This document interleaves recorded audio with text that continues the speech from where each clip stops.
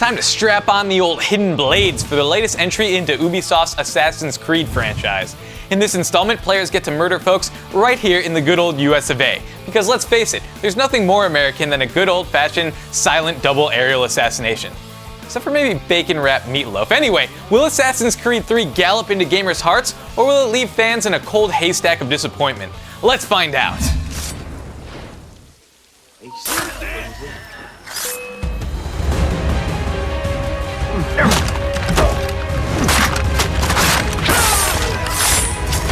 Desmond's latest romp in the Animus will introduce us to a brand new assassin named Connor. He's half Native American, and while he doesn't have the same smooth moves Ezio had with the ladies, he does have the sweet tomahawk in the shape of an assassin symbol.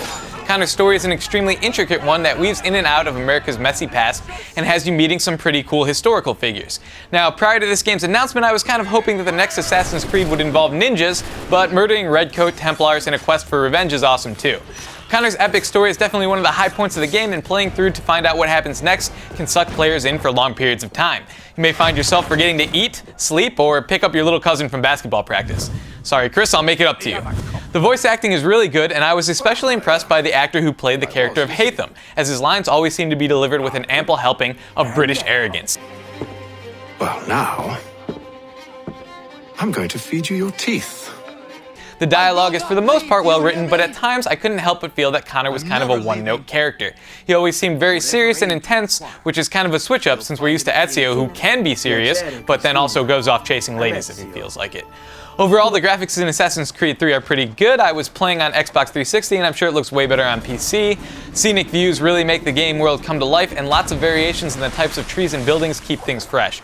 Character costumes are well detailed and really help lend an authentic air to the game's time period. And on the whole, the game definitely gets points for atmosphere. Combat in AC3 is a fluid and intense experience. You're going to see the basic block and counter mechanic you've been seeing in a lot of games, but man, when Connor counters, he really messes people's day up. There are some really phenomenal finishing moves. There are also enemies out there that can counter your counter, which keeps players from abusing it and forces you to think outside the box. For example, there's a mechanic that allows you to grab an enemy and use them as a human shield when you're under fire, which is pretty satisfying when you're able to pull it off. Having good combat was important because I felt like the stealth portions of the game were kinda hit or miss. Ubisoft really isn't making an effort to advance the stealth mechanics of the franchise. I feel like in this day and age, if you are making a stealth game, the option to crouch or go prone is definitely a welcome advancement. And why can I still not steal uniforms of dead characters? I'd like to think that would be the first class in Assassin's Creed College. Now I know there are some fans out there that might shout, "That's not Assassin's Creed. If you want to do that, go play X." Yeah, it's not something that Assassin's Creed games are known for, but it would offer the player more choice, and it's something an assassin might actually do. So my question is, why not do it? I'm not saying stealth in AC3 is bad, it just feels unimproved. Fortunately, when I got tired of my undisguised assassin getting spotted, I could go into "fuck it, everyone dies" mode and enjoy some combat, which, as I mentioned before, is stellar.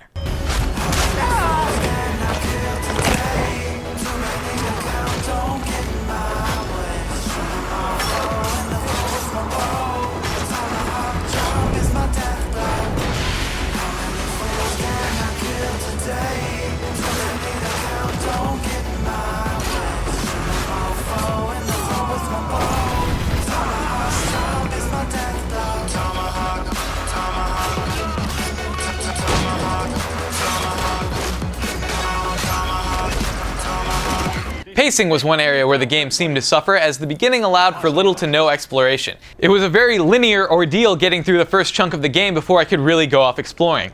Once the game did go into full open world mode though, I was thoroughly wowed. The world is just huge, like you can get lost in it huge. In fact, I did get lost in it, and then a bear tried to eat me. F you, bear, hidden blades, bitch! Huntable animals are an amazing addition to Assassin's Creed, as are the naval battles, which kick tons of ass and make me wish that Ubisoft would make a full-on Pirates of the Caribbean game. The cities are massive and populated by a huge cast of extremely varied NPCs. You can start riots, jump patrols, or help out the local citizens by murdering tax collectors. No taxation without a fucking tomahawk in your throat. But while there was a lot to do, there was also a lot of stuff that didn't seem worth doing, like building my homestead or delivering letters to people or chasing fucking almanac pages around. It was all stuff that was just kind of meh. I felt like the time developing this stuff could have been better spent polishing the game a bit more. There were definitely some issues that could have been taken care of, like this floating gun, or this guy's wacky stretchy arm. Holy shit, I think I just killed Slender Man. Multiplayer is as fun as ever. I know a lot of people aren't into the AC multiplayer, but you should totally try it. It's a completely different experience from all those shoot your opponent multiplayer games you're used to.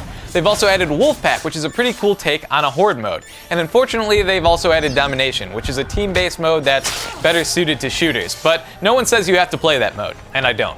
So, much like America's history, Assassin's Creed 3 is epic, brutal, and at times flawed, but that doesn't stop it from being great. It will definitely win the hearts of current Assassin's Creed fans and those who appreciate a good open world and a unique multiplayer.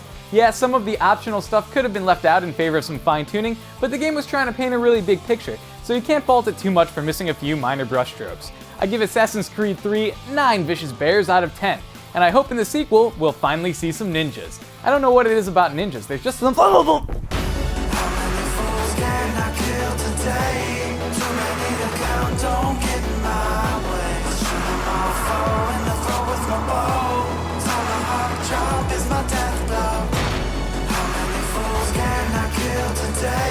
Too many